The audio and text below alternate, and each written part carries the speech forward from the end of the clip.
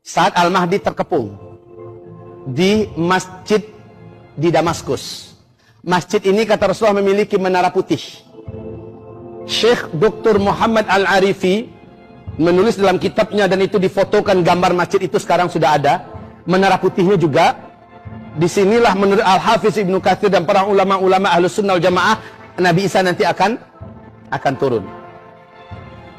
Al-Mahdi terkepung karena Al-Mahdi tidak berdaya untuk berhadapan langsung secara fight dengan face to face melawan Dajjal.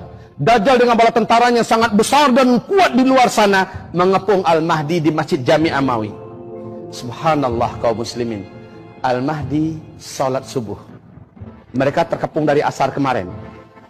Salat subuhnya ketika azan qomat, Al-Mahdi perintahkan qomat. Lalu mereka semua qomat. Al-Mahdi maju ke depan. Seluruh mata tiba-tiba tertegun melihat ke arah langit. Ada apa? Isa alaihissalam turun ke bumi dengan cara diapit oleh dua malaikat yang bersayap. Nabi Isa meletakkan kedua tangannya di kedua bahu malaikat kiri kanannya. Turun. Rasul mengatakan wajah Isa sangatlah rupawan. Rambutnya seperti baru bekas keramas, ya, masih seperti meneteskan air. Indah dan sejuk menatap wajah Isa. Dia pun turun. Setelah dia landing, mendarat, ya, kedua malaikat ini kembali naik. Al-Mahdi langsung mundur, mempersilakan Isa menjadi imam.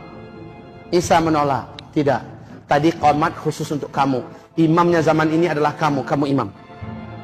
Kemudian Al-Mahdi maju kembali mengimami salat. Setelah mengimami salat, mereka pun berzikir. Saat matahari terbit, Isa alaihissalam menuju ke belakang. Pergi ke gerbang pintu yang sudah mau didobrak oleh Dajjal. Isa langsung membuka gerbang pintu itu. Ketika Isa keluar, Dajjal menggigil langsung melihat sosok Isa, manusia satu-satunya yang diberi kekuasaan dan kekuatan oleh Allah untuk membunuh Dajjal sudah muncul. Apa kata Rasulullah? Saat dua tokoh legendaris akhir zaman ini saling berpapas-papasan, Dajjal menggigil dan menjerit di tempat. Menjerit dengan sekuat-kuat jeritan. Kenapa? Tubuhnya meleleh, kata Rasulullah.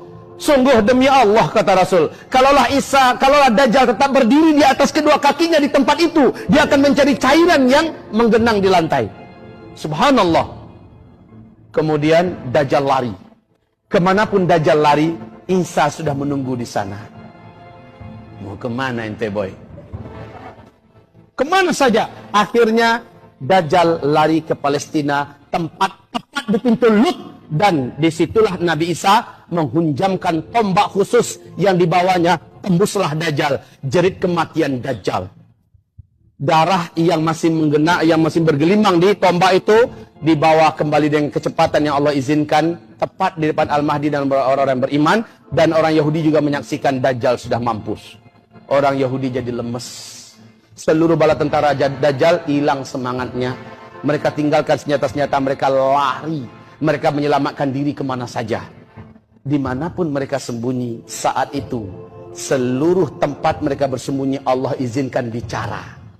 Ada yang bersembunyi di balik tembok, temboknya bicara, hai muslim, sini ada Yahudi sembunyi di belakang saya, tangkap bunuh. Ya muslim, hada Yahudiyun warai ta'ala faqtulhu.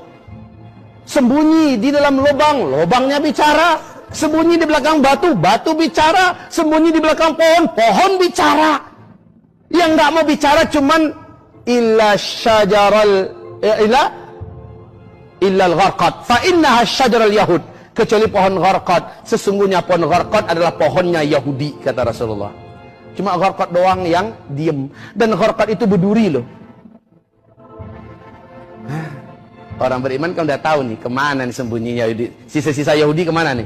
Pasti di kebun Gharqad. Tahu nggak? Sejak 12 tahun yang lalu, Perdana Menteri Israel atas perintah para robi-robi Yahudi yang ada sudah menanam 20 juta batang pohon Gharqad. Sekarang ini udah besar-besar, udah tinggi-tinggi 12, 13, 14 meter tingginya. Banyak dan luas. Mereka udah siap-siap. Mereka baca ini hadis. Mereka tahu nih pohon kita akhir zaman. Anehnya kenapa